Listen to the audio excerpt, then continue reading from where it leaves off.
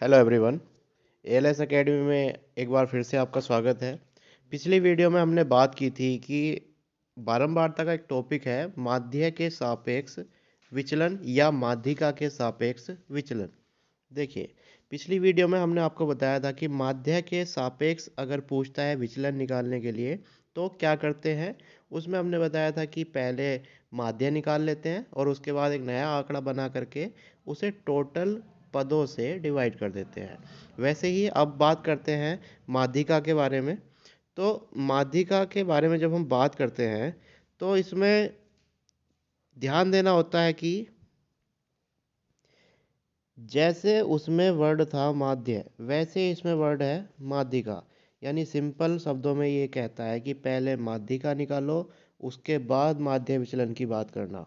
ठीक। अब माध्यिका निकालने के लिए फिर से एक आंकड़ा आपको दिया गया है। ये आंकड़ा है जैसे 2 5 3 9 12 7 6 16 10।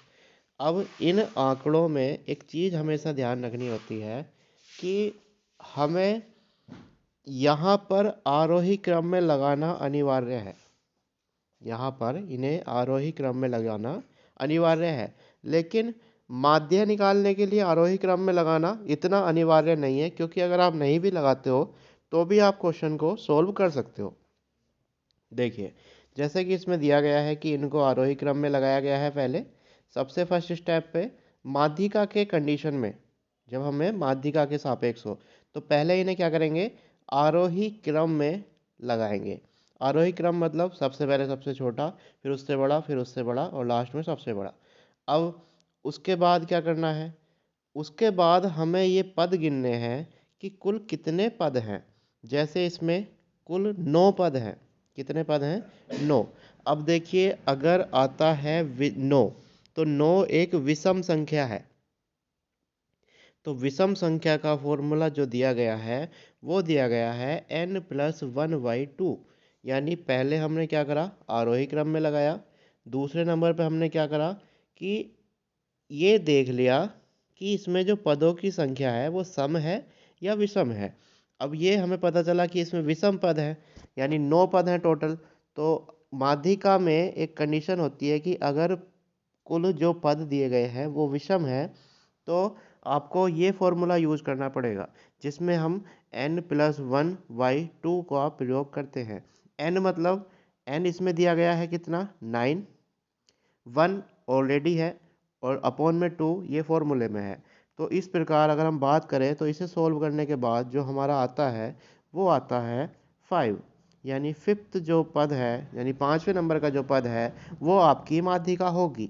अब इसमें फिफ्थ पद कौन सा है, first, second, third, fourth, fifth, यानी 7 जो है इस क्वेश्चन की माध्यिका है। इसके बाद एक बार फिर समझिए। देखिए, हमें क्या है कि हमें दिया गया था एक आंकड़ा। आंकड़ा वो क्या था कि ये हमारा क्वेश्चन था। इसके अकॉर्डिंग हमें बताना था माध्यिका के सापेक्ष माध्य विचलन। सबसे पहले नंबर पे हमने किया, आरोही क्रम में लगा लिया। दूसरे नंबर पे हमने काउंट किया कि पद कितने हैं। अब पद हमारे आए हैं कितने, 9। 9 पदों को देखते हुए हमें पता चला कि ये विषम है। तो विषम के लिए माध्यिका का फॉर्मूला है और वो है n+1/2। ये चाहे आप किसी भी आंकड़े की माध्यिका निकाल रहे हो, ये जरूरी नहीं है कि माध्य विचलन के कॉन्सेप्ट में ही ये काम करेगा।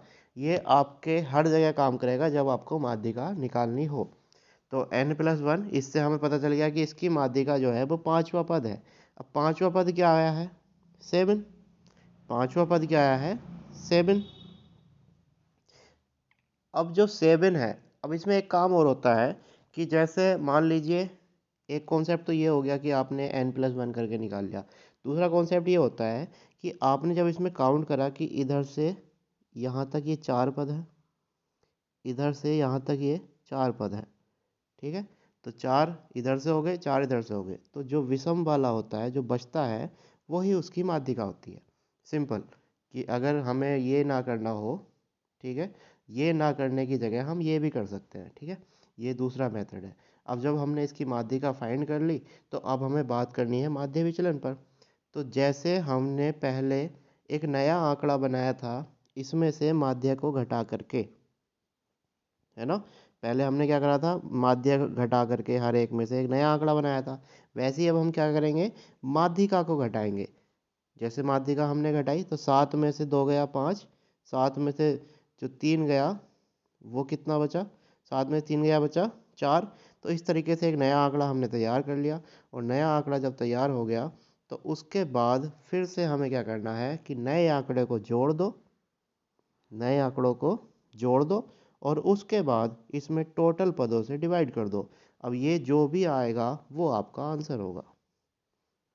देखिए 3.4 इसका आंसर है। स्टेप 1 माध्यिका के सापेक्ष दिया है तो सबसे पहले आरोही क्रम में लगाओ। स्टेप 2 आरोही क्रम में लगाने के बाद या तो आप फाइंड कर लो कि कितने पद बचे हैं और बीच वाला जो एग्जैक्ट पद होता है वो माध्यिका कहलाता है। तीसरा, जब माध्यिका आ जाए तो एक नया आंकड़ा तैयार कर लो और नया आंकड़ा जब तैयार हो जाएगा तो उसे टोटल करके कुल पदों से डिवाइड कर दो। ओके, तो मैं उम्मीद करता हूँ ये वीडियो भी आपको समझ में आई होगी। Thank you.